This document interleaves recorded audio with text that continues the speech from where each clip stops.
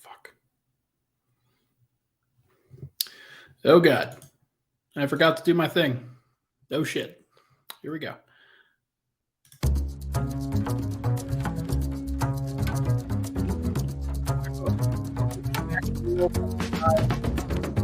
Sports. I'm your host, Ryan Blackburn, at NBA Blackburn on Twitter, part of the Mile High Sports Podcast Network, and I'm excited to discuss kind of a little gap here between what's going on between the All-Star break and everybody kind of ramping up. I think everybody's really excited about where things are supposed to go from here. This music, I think, is too loud, but it is what it is. Let's turn this down just a little bit and have a good time. All right. Yeah, no, we are rocking here. Thanks for everybody for hopping in. Really appreciate all the love and support on the podcast. Dane says, so optimistic. Abel says, this team has a real shot. John says, good evening. Good evening, John. I really appreciate it. And Rich, who I know was in here earlier, just stay healthy, by God. Manage things at a fair pace. I think that's completely fair. Let me just retweet this out and make sure that everybody knows that we are live. Live now. There we go. I hope everybody's doing well. I hope we can have a good time tonight. This isn't going to be a major pod, but I know we're just here to have a good time, and we are going to be excited about everything that's to come for this Denver Nuggets run. This is going to be a really fun, but also really emotionally stressful second half of the season for people, I think. I think that at this stage, the Nuggets are, I think they're in the driver's seat, to quote Paul George from Game 7 a couple of years ago in the Western Conference semifinals in the bubble. I think the Nuggets are in the driver's seat to make good on the run that they've had so far this year. I think that they're in a good place to put themselves into a position in the playoffs where they are ready for just about everything. They know who the teams are going to be that they face. They know at some point that the Golden State Warriors are going to make a run, or the LA Clippers are going to make a run, or Phoenix is going to be at the end of the tunnel for them at the Western Conference, or I don't know, it's going to be Dallas or whoever it is. Denver knows that they're going to be the 1 or the 2 seed, basically. As long as they don't royally screw things up, they're going to be the 1 or the 2. And I am excited for what's to come for that. I think it's going to be, as Peter says here, ready for the stretch run. Should be a couple fun months. It's going to be great. And Nuggets fans have to know what's in store, though. They know that, honestly, Nuggets fans have never known punching down. They've never known what it's like to be at the top, and the Nuggets organization in general has never really known what it's like to be in the driver's seat like this, like they are. So I'm officially excited about it right now. And I think that there's going to be a lot of people that know exactly what it's going to take to go at the Denver Nuggets. They know they're going to have to push Nikola Jokić in defensive situations and Michael Porter Jr. in defensive situations. And they're going to pressure Jamal Murray full court for 48 minutes. They are going to dare Aaron Gordon to shoot threes. They're going to do all these things. And the Nuggets, they need to know that. And they're going to game plan for that over the course of these final 23 while trying to win enough games to survive, while trying to win enough games to make sure that they are in the best position possible. I don't think that they're going to have to do a whole heck of a lot, but we'll talk about that in the third segment. For now, I want to go over Tuesday practice notes. I wanted to listen back before this show, and I listened back to Michael Malone's presser, recorded it, and I wanted to confirm what I thought I had heard. These were the things, and if you're on YouTube, say hi, make sure to give this a like, subscribe to the MHS YouTube channel. Obviously doing a lot of great things. I saw the Let's Go Broncos podcast was live before me. There's a lot of great content on this channel, and there's a lot of great shows on this channel, both YouTube videos and kind of live shows. So make sure to go check it all out, but give it a like if you can. I was just trying to make sure what I heard from Michael Malone was correct. And his stated goals for the final 23 games: consistency, defending on the road, and claiming the 1 seed. We'll start with the consistency factor. Denver has been one of the most consistent teams in the NBA to date. Winning the way that they have at home has been awesome. Denver doesn't blow teams out that often. They don't lose that often. They're kind of in that middle zone right now where sometimes if they underperform just a little bit, it's going to look like, hey, you're losing a little bit. You need to really push forward. There was the game against Orlando a couple weeks ago, just right before the break, basically, where Denver didn't have their best stuff. They didn't try as hard as they probably should have. Jokić was clearly not as focused. There was a lot of guys that clearly weren't as focused as they probably shouldn't be. And then Denver got bit, and they lost that game.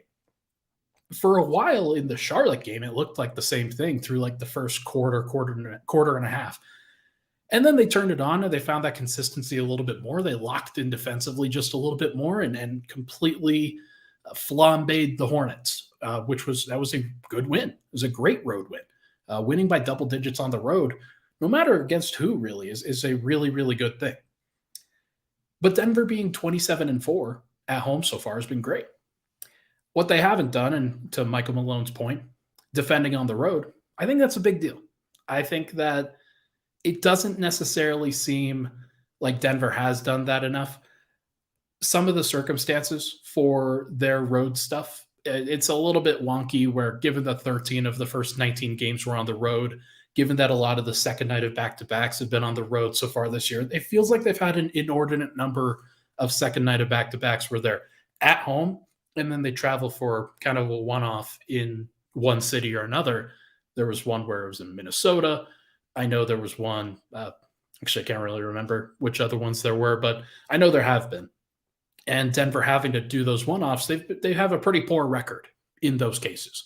A lot of it is you have to rest Jamal Murray at times. You have to rest Michael Porter at times. Not Michael Porter. They've chosen to rest Nikola Jokić and make sure that his hamstring isn't bugging up. Haven't heard anything about Nikola Jokic's hamstring lately, so that's why you rest. That's why you just let those things recover a little bit like the way that they have. So in general, though, I do think that Denver at this point, if they are recovering well enough on the road, and if they are giving enough effort on the road defensively, they have a lot of games or during this upcoming schedule where they're going to be able to do that. They're going to be able to put up great defensive numbers if that's what they want to do. Got games against Houston, against San Antonio, against Detroit, against Washington. Washington's actually a good offense, but like you get my point. Denver has enough games where they're going to go up against some bad teams here where they will be able to bone up on those really easy road game numbers where you should defend if that's what you want to do. Now, maybe that's not what they want to do, and that could be at least a little bit different, and going to have to figure that out kind of as it goes. But if I'm the Nuggets, those are the things that I'm really thinking about. And Michael Malone, as he says, his third thing, claiming the 1 seed. I've mentioned this before. Denver's magic number is 20, which means that in the final week of the season or so, they have the potential to basically wrap that up. I don't know what Memphis is going to do. I don't know if they're going to try to really go for the 1. I don't know if they have the capability to go for the 1.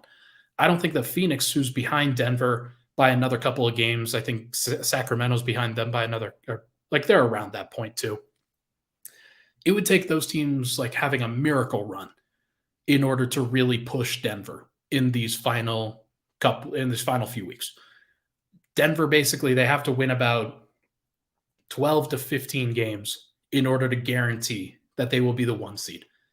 If they get to 12 by the time the Memphis Grizzlies have 8 losses over the course of their final 25 games, then Denver will be guaranteed it. It will be really, really easy. And I don't think that Nuggets fans are going to have to think about that one too much. But Michael Malone has talked about being the 1 seed in the entire NBA. And if that's the case, I think that he is more focused on that than the players are. I think the players, especially like Jamal Murray, we talked about it with him on Tuesday night, and he said, "Nah, I'm good." Not to that degree. He's like, okay, it would be nice, but what he was really focusing on was the 1 seed in the Western Conference, as opposed to the 1 seed in the entire NBA. I think they're just more worried about taking care of the teams that they play in the West as opposed to just in the overall playoffs in general. So Denver could finish with the best record in the NBA. I'm not really holding my breath. It seems to me like the Nuggets have different goals where they're going to try to defend on the road a little bit more. They're going to try to be more consistent. They're going to get that one seed. But once they do get the one seed in the West specifically, I think you're going to see some resting just based off of what we hear.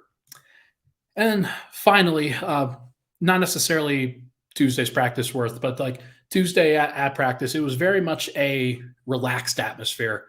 There's been a lot of these kinds of practices where you would think, hey, they're at various points, if they've lost a couple games in a row, that it would be less uh, less fun and more business-like. Basically, every practice that the Nuggets have had this season that we've watched, that we've walked into, it's been pretty enjoyable, been pretty fun. They've been playing not games, but like they've been relaxed in general, having some shooting competitions, doing the things that they need to do in order to just be successful. And so I'm not really surprised that Denver has been as good as they are because it just generally seems that they are as locked in as they possibly need to be. And so I think that they're going to get the one seed. I think that they're going to defend better on the road. I think that they're going to be more consistent. Um, but in terms of this next thing, injury report, before we hit a break here, Aaron Gordon and Zeke Naji are still out for this upcoming game on Thursday. Aaron Gordon dealing with a rib contusion. He went through an entire shooting workout, basically, I don't know, 400 shots before speaking to the media. Basically, it was kind of funny. He took all of those shots basically after everybody else was done, and so we watched his entire shooting workout. Basically, some fadeaways in there, some spot up threes, some post up shots, some mid range jumpers, but for the majority of it, it did look a little bit ginger. It did look like he wasn't doing any major contact or anything like that, and I'm not really surprised that he's out. I think that Denver's going to be as cautious with him as possible. They're going to try to give him, in all likelihood, another week. Like, I got to imagine that he's not going to do a lot of contact over the course of this next week. And if that's the case, then he'll be out for the Cleveland game, the Memphis game, and the Clippers game. And we'll see about the Houston game, which is on February 28th, and we'll talk about that in just a little bit. But in general, Zeke, I'm a little bit more concerned about than Aaron, just because it feels like a pain tolerance thing. Feels like he could play Aaron if he wanted to. I'm not sure about Zeke. I'm going to need to get better information on Zeke in general and just see what's going on. Right now, it doesn't look like he's in the projected rotation. It looks like you're going to have Reggie Jackson, Bruce Brown, Christian Brown, Vlatko Chanchar, and Thomas Bryant as the main guys off the bench. But that could obviously change. And if you see an injury to somebody, or maybe somebody rolls an ankle, or hell, you want to give Aaron Gordon some time off, then you're going to need a guy like Zeke. So hopefully he comes back around. Jamal is questionable, but I think that's more to protect him just in case the knee kind of flames up a little bit more. I think he's going to play. I don't see any reason why he wouldn't based off of how he spoke in general. So we are going to see. We're going to see what actually happens. But Rui asks, do you know what they practiced other than kind of weights and shooting? I heard them calling out some plays while waiting. I heard them it really was more of a getting everybody back into the building kind of practice and making sure that everybody's conditioning was in a good place. Not necessarily going super hard, but they wanted to make sure that everybody was in a good place physically. And then they ran up and down a little bit. And the general vibe at practice, as Michael Malone said, was really good. I think everybody knows what is to come. I think everybody knows what's the goal and how they're supposed to approach things. This isn't a situation, I think, where the Nuggets don't really know what's going on. This is a situation where they are they're just in a good spot where they've got a lot of veterans on the team that know exactly how this process works. They've spoken about this before, that teams really ramp up during the All-Star break. Is my internet down?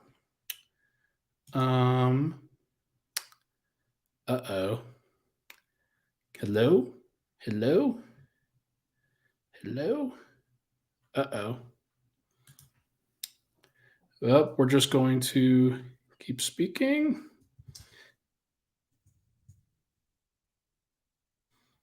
Uh-oh. Crap. What happened? Can you guys hear me? Okay. Am I back? Am I back? Okay. My apologies, everybody. I'm doing my best to make sure that that's good.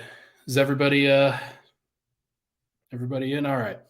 Yeah, I think my internet just went weird. So I'll cut that onto the actual audio. On the audio side. Okay. Um, well, cool. That's always great. Um, I think. All right. Sorry that I think that was the first time that this happened to me while I've been on doing a Max Headroom impression. Okay.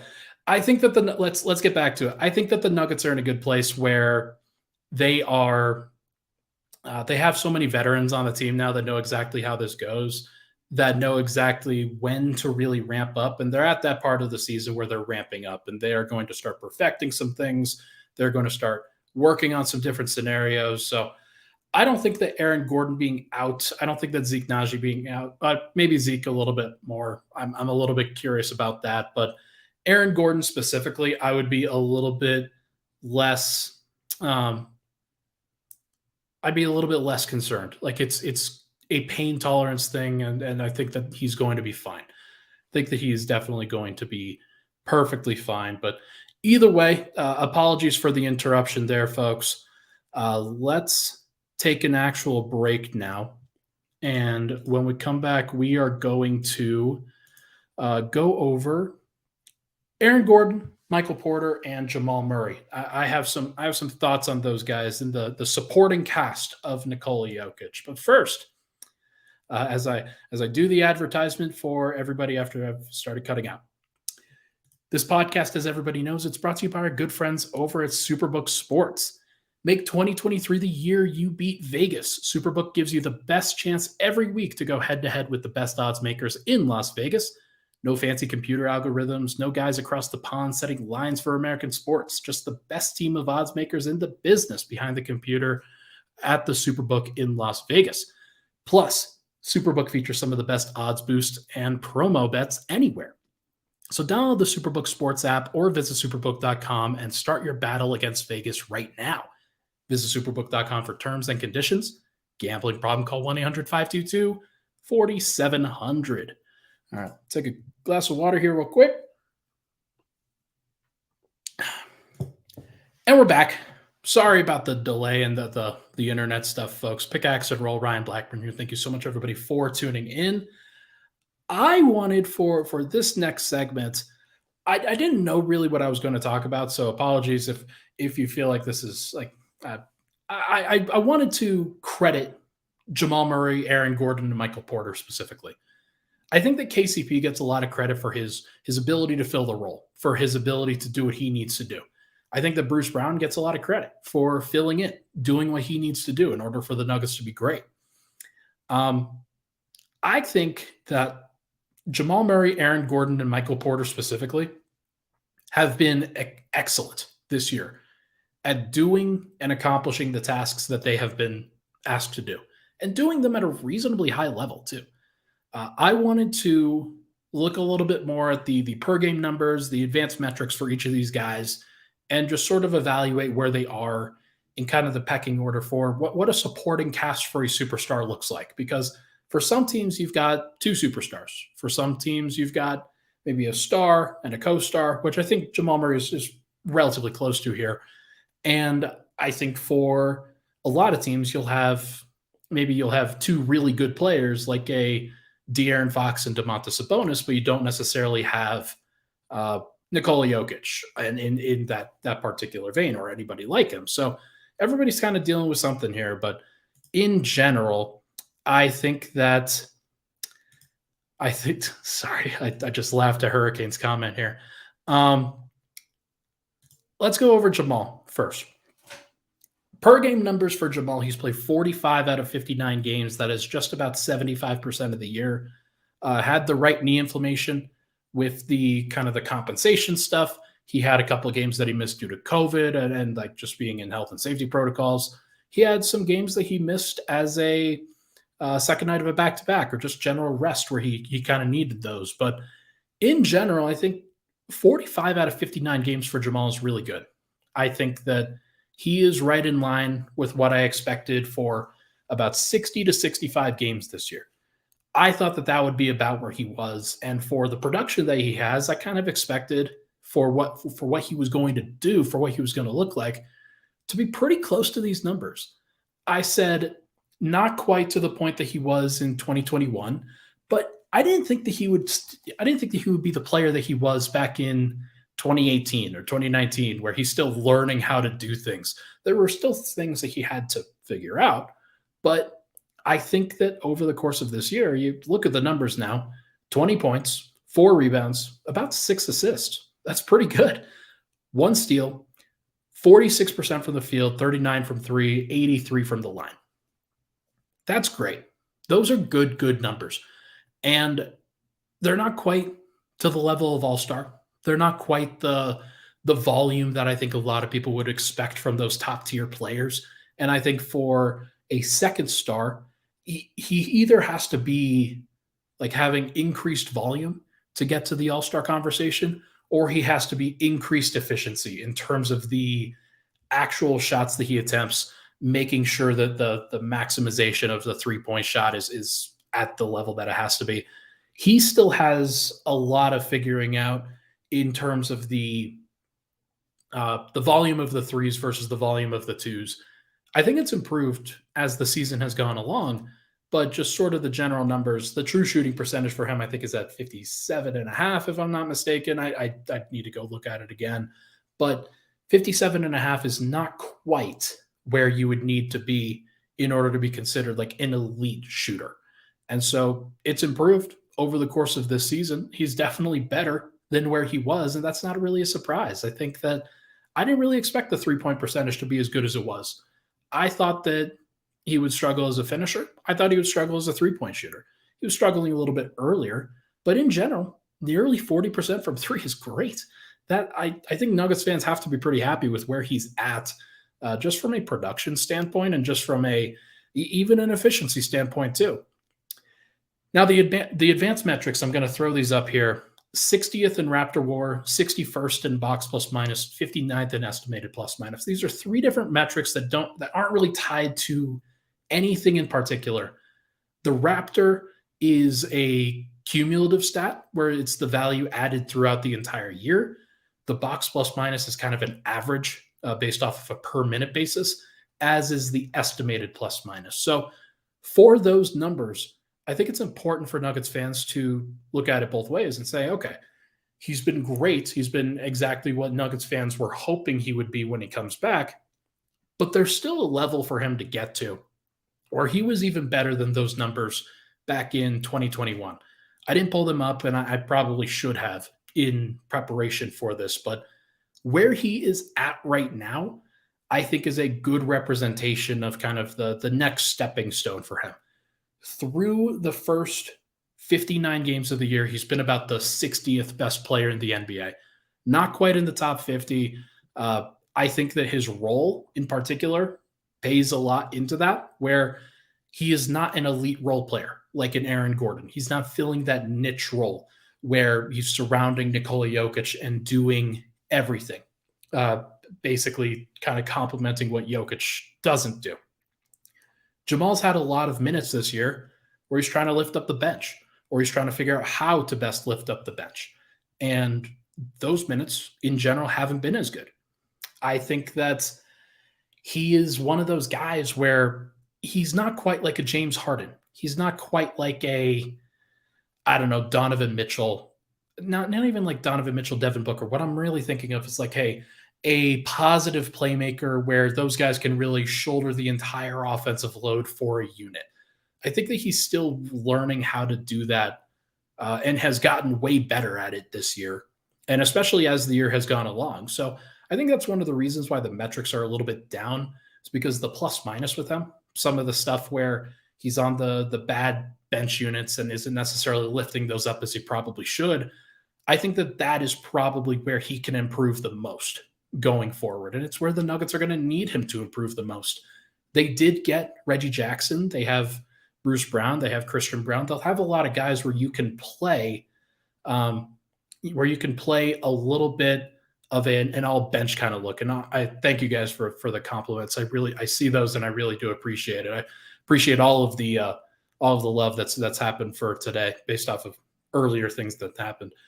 But yeah, like I think that in general, Murray is going to be one of those guys that if he continues to go on the trajectory that he is on, then the minutes with the bench are going to be even better. And they are going to be certainly better than where they started the year, certainly better even like during the middle of the year. There are going to be moments where the bench is actually giving Denver a boost, and Murray will be a part of that. Hopefully he can be, like, as I mentioned, the advanced metrics say he's been about the 60th best player. I think that that's fair. I think he was worse than that at the beginning and better than that right before he went out. So we will see what it looks like going forward. But if I had to guess, I'd say he plays at about a top 30, top 40 level for the rest of the year. Let's now go forward. Aaron Gordon. Aaron Gordon gets a lot of credit from Nuggets fans and from a lot of folks for his ability to fill in the gaps around what Jokić does and really riff off of what he does in such a positive way. The net rating numbers with Jokić and Gordon on the floor are insane. The numbers when Gordon even just plays, and even when he staggers with the bench unit, there are some times where he doesn't do great, but there are also times where he does, and times where he really helps out on that side. Those have been really good.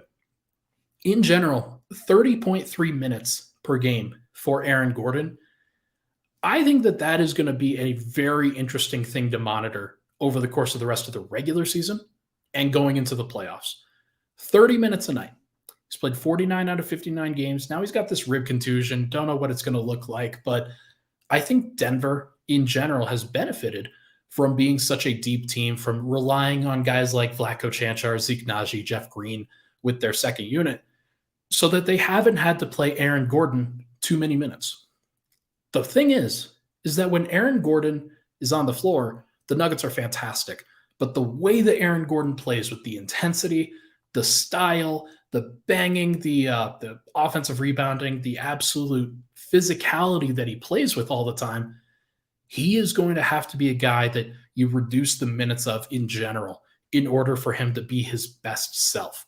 And I've heard a lot of people clamoring for Aaron Gordon to play more.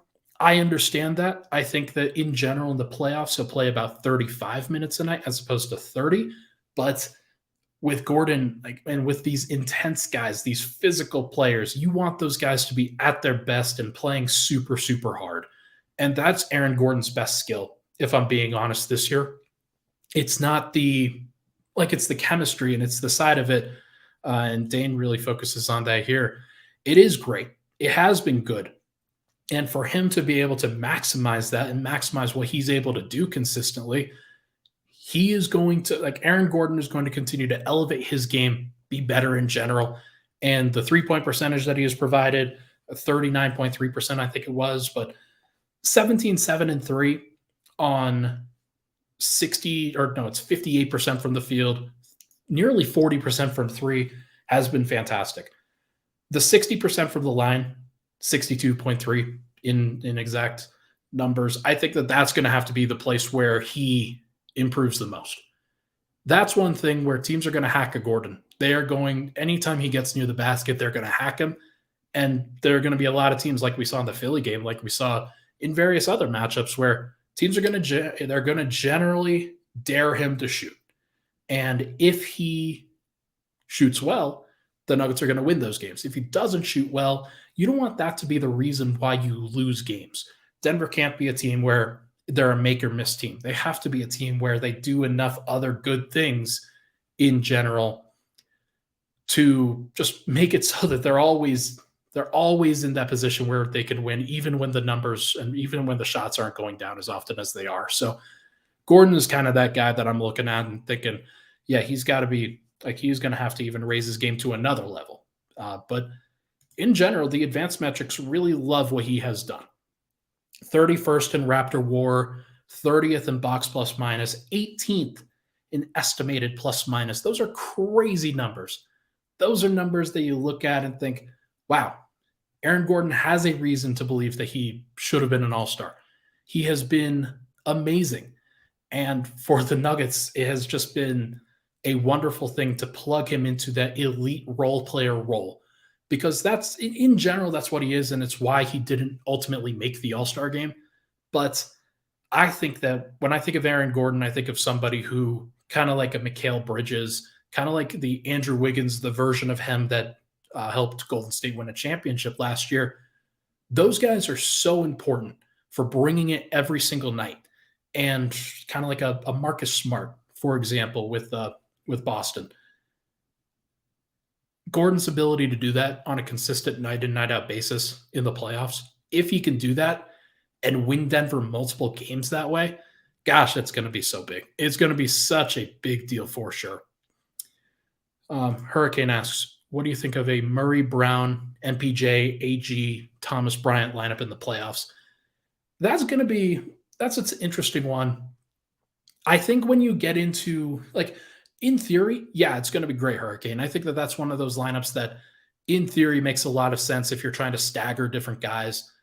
I think if anytime you get to a lineup that doesn't have Jokić out there, I'm going to expect that Bruce Brown is going to be out there. And so I would probably have put Murray, Bruce Brown, Michael Porter, Aaron Gordon, Thomas Bryant out there.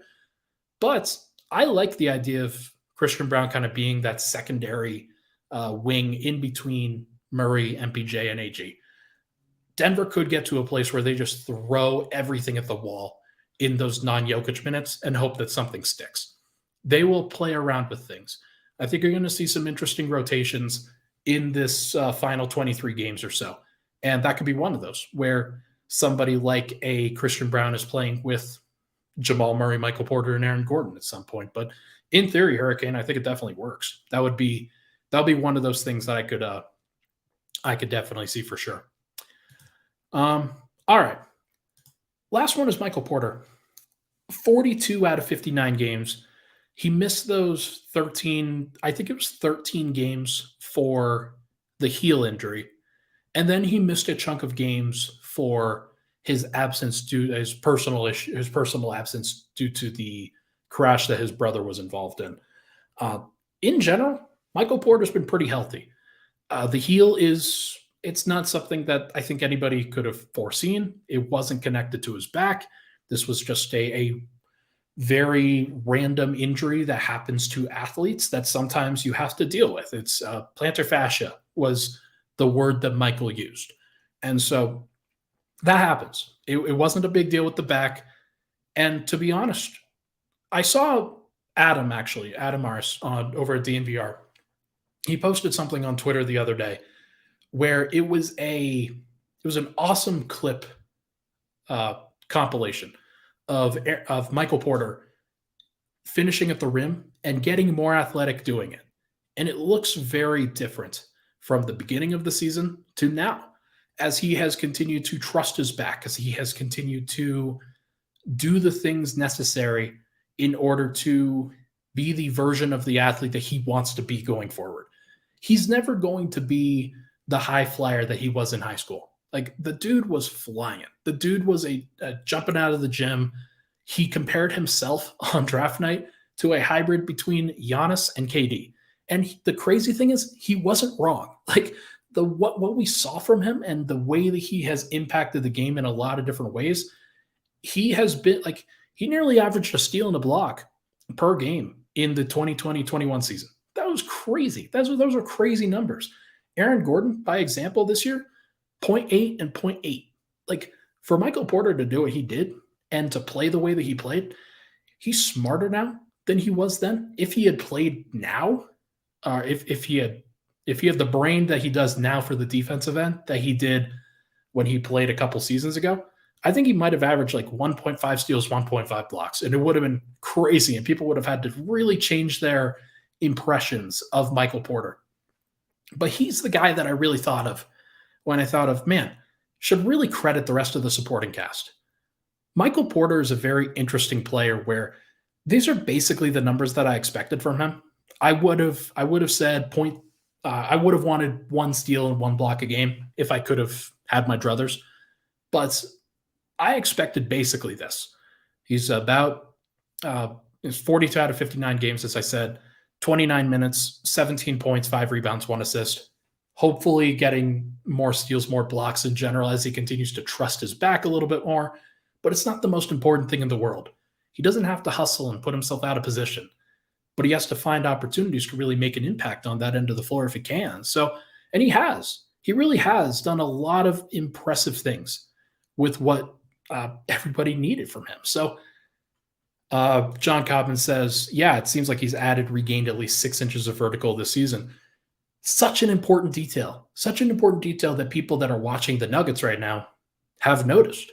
That people, you don't always see that. You don't always see people when they check in on the Nuggets, they check in on you get a bad Michael Porter game, and then that's your impression of what Mike is going to look like for the rest of the year. But for the Nuggets, I think that it's going to be super, super important for him to hang up, because I think in general, the Nuggets are going to be in this position a lot of the time going forward, where they may have to choose between offense and defense, between Aaron Gordon and Michael Porter, not just Michael Porter and Bruce Brown. I think that Bruce Brown is in the circle of trust for a lot of people, and he will be out there for a lot of the time. But if you get into a position where Aaron Gordon has gone 0 of 4 from 3, the Golden State Warriors are leaving him wide open. They have Kevon Looney and Aaron Gordon out there, and Draymond Green out there. They are doubling Nikola Jokić. They are leaving Aaron Gordon wide open. Draymond Green is sprinting back to him to make sure that he doesn't get those wide open dunks, and he's turned the ball over a couple times. Could Denver get to a place in a matchup like that against the Warriors where Michael Porter is the 4 and you've got Murray, KCP, and Bruce Brown out there? I think so. And I think that there could be a lot of moments in the playoffs where it's not just the difference between Michael Porter and Bruce Brown. It's the difference between Bruce Brown and Aaron Gordon, or Aaron Gordon and Michael Porter, or I don't know, like Christian Brown and Bruce Brown. Like Denver's going to have a lot of these moments where the supporting cast guys are going to be a little bit different. But in general, Jamal has been fantastic, especially after his first 10 to 15 games or so. He's been just great since then. Aaron Gordon has been fantastic all the way throughout. I think his defense, it can still level up even more so in the playoffs, and I think that he will be good going forward on the defensive end, but he can be great in the playoffs when he needs to be. And then Michael Porter. In general, I think that Mike is going to prove a lot of people wrong in the playoffs. I think he's going to be one of those guys that Nuggets fans know can do the things that he's asked to do. And he's going to surprise a guy like Chris Paul, or he's going to surprise a guy like, I don't know, Desmond Bane of the Memphis Grizzlies if they happen to match up, and just be way better on the defensive end than a lot of those guys think that he is. And if he can do that, if he can hang up physically over the course of these next 23 games and then into the postseason, the Nuggets are going to be in such a great position. I remember at the end of the 2020-21 season when Jamal Murray goes down, he gets injured, and Aaron Gordon, it's in the last 10 games, 15 games or so, that Aaron Gordon then has to figure his own life out within the Nuggets ecosystem. Michael Porter has to level his game up, go really hard over the course of the next couple of weeks, and Nikola Jokić had to go really hard. The Nuggets don't need to go really hard right now. They're in a position where as long as they keep everybody healthy, they are going to be able to rely on Jamal Murray, Aaron Gordon, and Michael Porter at different points throughout the regular season, and then up those minutes in the playoffs and make sure that those guys are in a great position to succeed. I'm really looking forward to it. And I think that the Nuggets, the biggest reason why I wanted to do this segment, I think that those guys are underrated nationally. I think that those guys are really freaking good, especially Murray. And I think that he's going to show it to people. I think he's going to average 24 or 25. I think that Aaron Gordon's going to have his Andrew Wiggins run. And I think that Michael Porter is going to prove a lot of people wrong, especially on the defensive end, and prove that he is one of those guys that changes the tenor of a series, because a team that thought that they could go at him in isolation suddenly can't. And if he's able to hold up in that way, the Nuggets are going to win. It's just a matter of how often and how soon. So we will see. But tell you what, let's take another break. When we come back, we are going to go over the final 23 games of the regular season, and I'm just going to give you my record predictions for what's to come. We'll be right back. Cheers, folks. All right. Final segment here, Pickaxe and Roll. Thank you so much, everybody, for tuning in. Did I say Pickaxe and Roll? I think I did. It doesn't matter. On this segment, we are going to go over the final 23 games of the Denver Nuggets season. Should be a lot of fun. I'm looking forward to this stretch, but only in the case of I want to see how Denver does in different situations. I want to see how they approach the Memphis game on February 26th. I want to see how they approach the Memphis game on March 3rd for that reason as well. But I want to see the MVP matchups at the end of March. I want to see the matchup against Golden State in April. And then they've got a couple of matchups late against Phoenix that I really want to talk about too. But let's go through these. And I'm going to have these on the bottom of the screen and kind of give you my thoughts on the general layout of everything. I think that, and by the way, if you're looking for an article that kind of accompanies these thoughts, there is a good article on milehighsports.com that I read or that I wrote. I also read it too, and it's pretty good. So make sure to go check that one out. Give this one a like while you're here too. Rest of February, Denver has 4 more games. They have 4 games in 6 nights. The 23rd is tomorrow. It is at Cleveland, excuse me. Aaron Gordon is going to be out for that one. Zeke Naji is going to be out for that one. I think Jamal Murray will play despite the fact that he's questionable.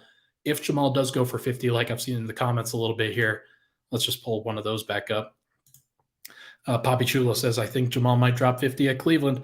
That would be great. That would be for sure. That would be fantastic.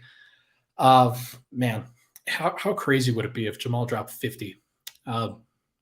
He's been on fire, and right after, like, he just left and then he got injured for sure. Not injured, but he was dealing with a lot of pain. And I'm not surprised that he had to take it slow a little bit, but I do think that Jamal is about to go crazy. I tweeted this yesterday. I think these next 3 to 4 months are going to be crazy for Jamal. And he's going to have a lot of fun with it. But yeah, February, you've got Thursday against Cleveland. You have Saturday against Memphis, coming back on Sunday and playing the LA Clippers. And then this next Tuesday, they'll play Houston on the road again. So 3 of the first 4 of this post All-Star break run are going to be on the road. And it's going to be an interesting test because Cleveland and Memphis specifically, they have these quick guards. They have these guys that between Donovan Mitchell and Darius Garland and Ja Morant, Tyus Jones, also kind of second unit guy, quick guards, small guards, guys that Jokić specifically has had trouble containing in the pick and roll. I don't think that's going to change, by the way. I think that those kinds of teams are going to be able to score against Denver, which is why Chris Paul is such a big deal, though he's slowed down a little bit this year. It's why guys like Steph Curry are always going to be a problem, just because he's extremely quick and shifty. But it's really hard to guard out to 3 when you also have to guard at the rim. So that's going to be tough. But these next 4 games will give Denver an opportunity to showcase what they can do defensively. It's going to be without Aaron Gordon in all likelihood for at least the first 2, I would guess. And we will see what it looks like. What did I say? I said, the Clippers game is a back-to-back. I should have probably put that back-to-back in a little bit better place, but I do think that the Nuggets are in a good spot right now where they can at least show off a little bit of their overall improved defense between Murray, between Bruce Brown, between KCP, Christian Brown, guys like that. I think that those guys can really help in those particular matchups, but I'm really curious to see what Reggie Jackson looks like defensively. If he can hold up and play 20 minutes consistently off the bench, that's going to add a lot to Denver in terms of their overall ability to rest Jamal down the stretch, make sure that he doesn't have any overall inflammation in that compensating knee that's kind of popped up or anything like that. I think that's going to be really good. And getting a first taste of what Reggie Jackson's going to look like with this team going up against Cleveland. So hopefully he can defend those guys a little bit. But if not, Denver's got Bruce Brown. They've got Christian Brown. They can really stagger a little bit. It should be perfectly fine. But in February, I predicted, I think, 2-2. I think that's going to be a tough stretch. And those 3 of those 4 games are against really, really good teams. That back-to-back against the Clippers, I know that Nuggets fans don't respect the Clippers at all. They do not think of the Clippers in any way, shape, or form as a threat. They are such a different team now. I'm very curious to see what it looks like with Russell Westbrook, even with Bones Highland, Eric Gordon, and Mason Plumlee. I thought that they look really good. I have no idea what it's going to look like with with Russell Westbrook. Like, is he going to start? Is he just going to come off the bench for like 20 minutes? Is Bones now completely out of the rotation? What does that look like? Is Terrence Mann still starting? Because I like Terrence Mann. I think he'd be great. If he doesn't start because Russell Westbrook is on their team, boy, are they going to have to kiss those championship odds goodbye. Good Lord. That's a wild thing to think. But Peter says, the Clippers have the heart of a Xerox copier. Yeah, that seems very fair. And also B-Dunk says, RB is the GOAT. Thank you, B-Dunks. I appreciate that. All right, let's go to March now. Again, 2-2. I think 2-2 is pretty reasonable. I expect Denver to lose both of the road games, or they win one of the road games and lose the back-to-back at home. I don't really expect them to have to go super hard. If they were to go 3-1 in that stretch, then great. But this home stretch, or not home stretch, this March stretch begins with home games against Memphis and Toronto and Chicago. You have 3 games, all resting, don't have any back-to-backs for a while. Memphis, Toronto, Chicago. You take a brief plane over to San Antonio, and you should be able to get that one. So you hope that road record kind of beefs up a little bit based off of one game against San Antonio, and they're probably tanking. They've already traded Jakob Poeltl away. So, that should be a game that you win, pretty easily. And if you don't, then that would be pretty questionable. Although these are kind of the conversations that you have, right? If Denver loses that game against San Antonio, does it make them a worse team? I honestly think it just makes them human. And so you have to kind of factor that into your analysis, I think. But I think that Denver should win that game. Then they come back and play Brooklyn in one home game. Then they go on this 5-game road trip against fine teams in the East, some of them not fine. Toronto is trying to compete. They got Jakob Poeltl, so that'll be interesting. Detroit, then a back-to-back between New York and Brooklyn on the 18th and 19th, and then a game against Washington. You get to go see Monte Morris again, and unfortunately not Will Barton. Will was bought out. He cannot be signed by the Nuggets, by the way, nor do I think that they would. But anybody that was wondering whether that was a possibility, it's actually not, because it's still within a year of the trade that the Nuggets made with the Washington Wizards. So that's something to at least think about. So you've got that game against Washington. Then you have a game against the Milwaukee Bucks on March 25th. You have a game against Philadelphia on March 27th. You have a game against New Orleans on March 30th and against Phoenix in a back-to-back. I forgot to highlight that back-to-back on March 31st. That'll probably be a game that Denver sits and that they don't necessarily have a lot of guys that play, because why would you show anything in that game? There's no reason to, on the second night of a back-to-back, what do you have to prove to anybody? It would be nice to get a good glimpse of what the Phoenix Suns are going to look like, and they don't have any rest issues on that particular day. The Milwaukee Bucks on the 25th, I think they are playing, I think that's a back-to-back. I think it's a 3-4 for the Bucks. And I wonder if Giannis plays in that one. I can't imagine that Chris Middleton would play in that one unless they sit the front end of it. I can't imagine that Drew Holiday would play in that, or maybe Brook Lopez sits, or maybe they have other guys that sit.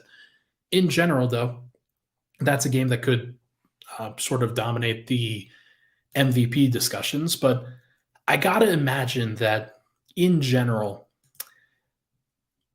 that's going to be one where the MVP will probably be decided by that point. But I don't know. Like with Giannis, his injury that he had, he sustained a wrist injury right before the All Star break. Maybe it was the thumb injury, it was one of the two.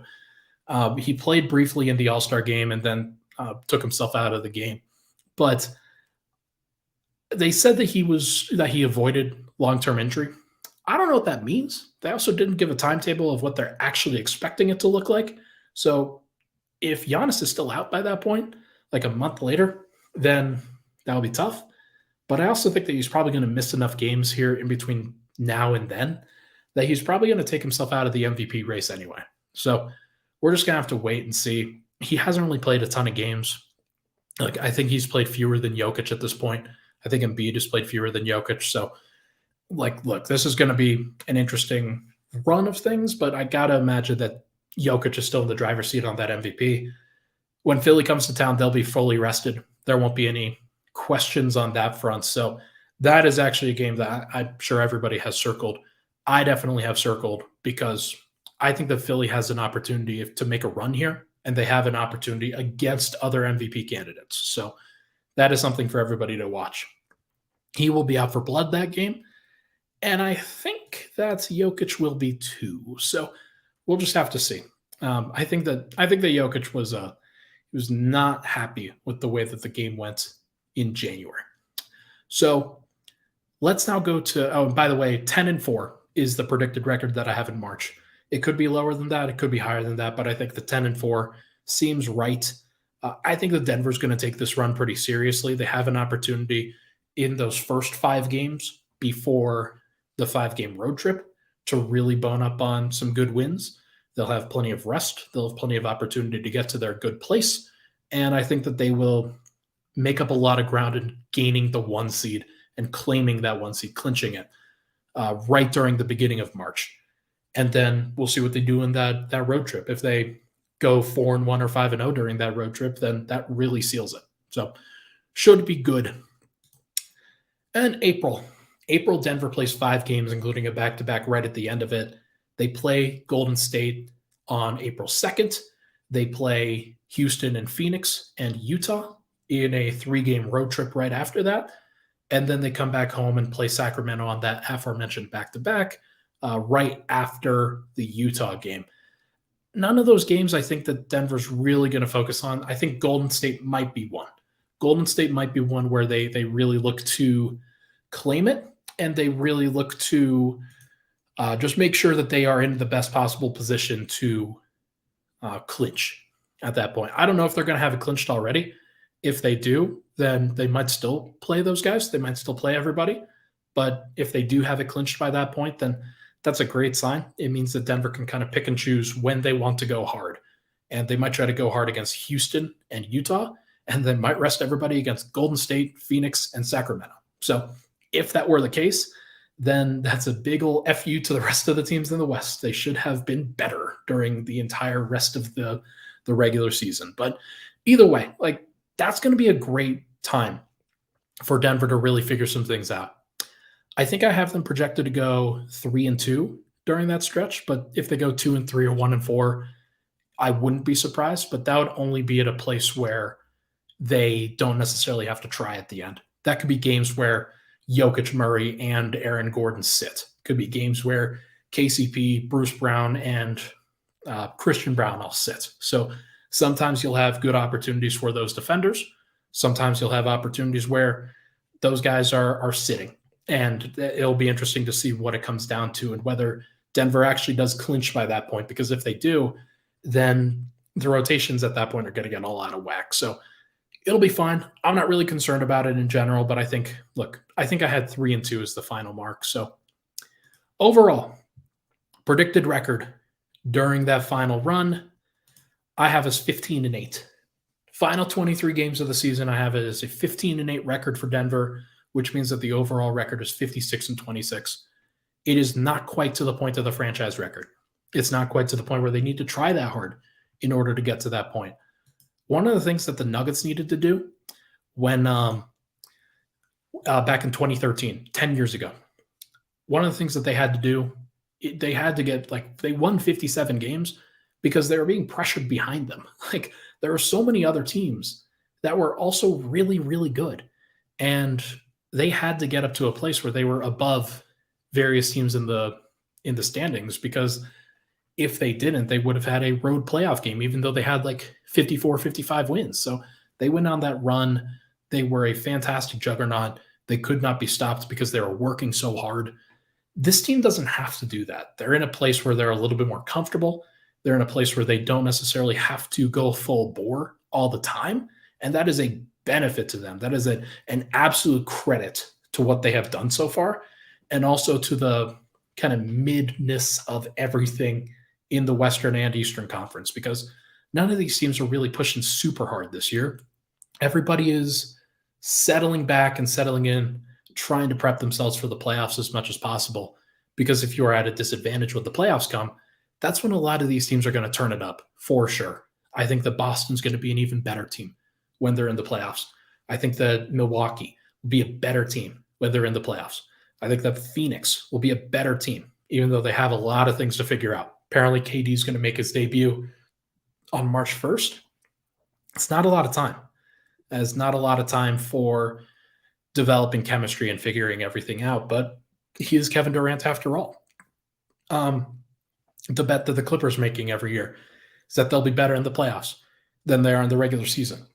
The bet that the Warriors are making is that it doesn't matter what seed that they are. If they get into the dance, it's going to be hard to eliminate them. And I tend to agree. They're going to be a team that, as long as Steph Curry is healthy, they're going to be a threat. And if he's playing 40 minutes a night, having people chase him around for the entire 40, teams are going to get crazy going up against Golden State. And so I think that Denver's going to be in for a run. They are going to have to be the best selves in the postseason. But that's what this is all about, right? That's where everybody needs to be better. That's where everybody needs to show up. And I think that Denver's at that point where they can and where they will. But we're just going to have to see. But in general, I think that's all I've got, folks. I think that the Nuggets are in a good place. They don't have to do anything too crazy going forward. But I think that is going to do it for this episode of Pickaxe and Roll, brought to you by our good friends over at Super Sports. Thank you so much, everybody, for hopping in and hanging out.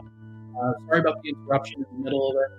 I know that I'm a one-man show here right now, but Michael, my producer, is usually on these things, and he's fantastic. So give him a lot of credit. He's Michael Ferraro on Twitter. Make sure to go give him a follow and make sure he's credited, because he's going to be my full-time producer on this show going forward. And I'm really, really excited about where this show continues to go, because we've been having a lot of fun with it. And so everybody, make sure to give it a like. Make sure, sorry, Kalen, first time live. What's up, Ryan? Oh no, just missed you. I feel that. I feel that for sure. But I'll be live again tomorrow, Thursday night, day of the game. I'm not going to be live Friday. I will be live on Saturday and Sunday night for everybody. Usually I try to go about 4 to 5 hours after post game or after the game time. We'll see what happens this time. Thank you so much, everybody, for tuning in. Appreciate all the love and support on the podcast. As always, we'll talk to you guys tomorrow.